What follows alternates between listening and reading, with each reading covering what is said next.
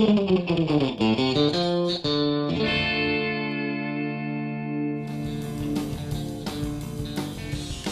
Mary with DVD Geeks, and with me is Joe Carnahan, director and co-writer of the new 18 film that's coming out on Blu-ray. Yes, indeed. I have to say, as a woman, I'm not a fan of action films. Right. But I really like this because of the levity, because it was funny, and it didn't take itself too seriously. No, and I think that's funny, because I think a lot of women that I've spoken with felt the same way. Like, they're not like their boyfriend or their husband dragged them to the film, and they were reluctant to see it, and they saw it, and they loved it, or they had a good time. And, and hopefully this gives us kind of the opportunity, it coming on Blu-ray and DVD, for a lot of people to kind of discover it. And Absolutely. I think you will. I think regardless, man, woman, child, whomever, you'll find something to like in the movie. Awesome.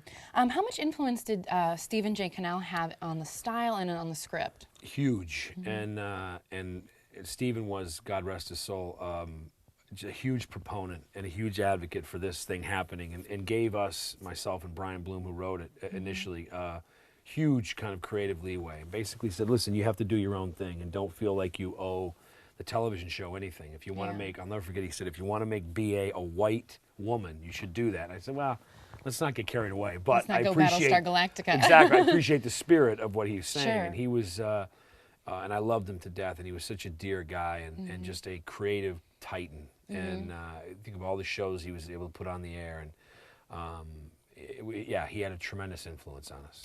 Now, you have said that you were not like a huge fan of the show.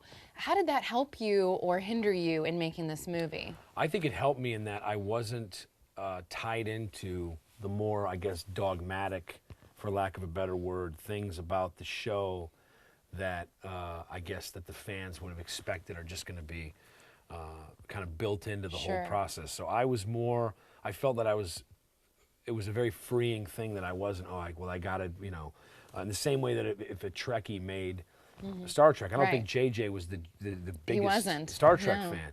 And so he was able to kind of step away from that and look at it structurally and look at it from a story standpoint and go, okay, let's just tell a really great story. At the same time, I wanted to nod and kind of doff my hat to the fans.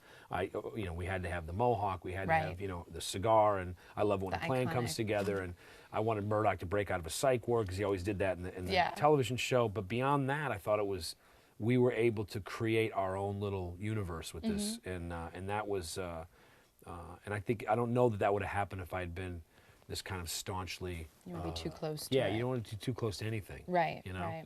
Now, was it a conscious choice to keep the blood and body count down? Because in the original show, you never really saw people. Yeah, I mean, there's people definitely die in this, but I don't think we went out of our way to kind of, I didn't want to make it something like Smoking Aces, which it would have been inappropriate, because it wasn't that kind, or it wasn't that themed movie. So, yeah, I think it was a little bit of that, but I also think it was just in general good taste. I didn't think there was a call for a lot of blood and guts. It would have felt odd and misplaced. Can we talk a minute about the cameos that are in the film? Like, in the theatrical version, they're at the end in the credits, but I understand in the Blu-ray, they're actually reinserted in the movie. Yeah, we have Dwight Schultz, who plays a German psychiatrist. Actually, I think he's an American in a German psychiatric ward, which is a U.S. Army psychiatric ward. And then we have Dirk Benedict playing a prisoner, an inmate, who passes Bradley Cooper, kind of ships passing in the night. But it was interesting, because it was almost like we treated the scene as if he was handing the mantle of face off to Bradley. There you go. And it was great. I mean, I loved having those guys, and they were joy, especially Dwight. It was just lovely to have him on the set. Cool. Now, the extended cut is the Blu-ray. What is different about it versus the theatrical? Well, I think there's got to be.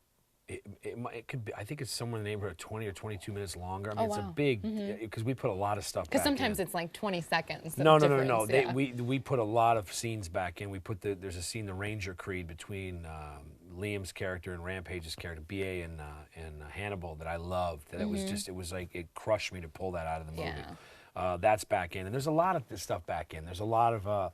I think we cut some action sequences that wound up back in the film. There's most of the sequences are longer. So I don't think people are going to feel like they're getting ripped off by buying the extended version. I mean, it's really, you get both, obviously, but I think the extended version is a lot of fun, because it's one of those situations where it's not less is more, but more is actually more. It's good. Sure. There's just more of it. And on the Blu-ray, you have the choice to watch either one. Yeah, so that's and I'm cool. gonna watch. I mean, I haven't messed with the Blu-ray at all, but I watched the extended cut because I forget what it was. Yeah. But I just know it was a lot. Sure. You know. Sure. What's your favorite special feature on the Blu-ray? You know what? I really love everything to do with what Jamie Price is talking about. The effects stuff is a lot of fun, and just seeing like again, the sequence with the Osprey and the Cadillac, and having CGI completely bridge a sequence where if we didn't have it, if you knew exactly how it was shot in the real world, it would seem like it was impossible. Yeah. And then to watch all the stuff with the tank drop and how that came together, it's just it's really remarkable because it reminds you like how big the contribution was of that group of artists, and there's hundreds of them. Sure. And how important that is, and listen, that stuff falls apart. The movie falls apart. So that's probably my favorite part of it. Cool. Are you a big Steely Dan fan? I'm a huge Steely Dan fan. Oh, right. And you know what's funny is that line I think was actually written by Alan Loeb, who did a little bit of work for us. He wrote the Steely Dan line, and I'm such a gigantic Steely Dan fan that I kept it in. I love the recall of it too with the ringtone later. Yes, yeah. You reel in awesome. the years, yeah. I think we were gonna change it for a minute to Van Halen, but I'm glad we kept it Steely Dan. It's been stuck in my head ever since. Yes, absolutely. What is your earliest memory of watching the show on TV? I remember, I think I used to play Thursday nights on NBC, and I remember being at my friend Kevin's house, and he was a big A-Team fan, and he would camp out. This is back in the day before you had DVR, and you could, TiVo, and you could sit, and you could do whatever, and come back and see it. So you had to be there. I think it was 8 o'clock on Thursday nights, and I remember watching it with him, and his old, it's such a crazy memory. His old man, his father, playing solitaire on an old TV tray while we were watching. That's what I remember about the A-Team. That memory always pops into my head. And real quick, just to wrap it up, did your plan come together? Absolutely. Listen, I think the movie's a blast. I think if you missed it in the theater, the time to see it like this is a lot of fun. And there's actually putting out a DVD and a Blu-ray that actually has a tremendous amount of bonus stuff. That's what we look for in our show. Yeah, man, absolutely. So you really get a sense of the whole kind of enterprise, but also how much fun we had, because it was the most fun I've ever had making a movie, and I'm hoping we can do it again. Awesome. Well, I hope there's a sequel as well. I hope so too. Well, thank you so much for joining us. It was wonderful.